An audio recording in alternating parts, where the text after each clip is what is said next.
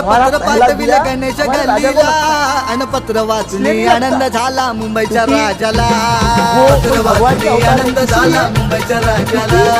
पत्र वाचून आनंद झाला मुंबईच्या राजाला. अनेक रूपे घेऊन येतो माझा गणराया. कधी विष्णू श्रीकृष्ण माझा शिवशंकर बोळा. शिवशंकर बोळा, शिवशंकर बोळा, शिवशंकर बोळा.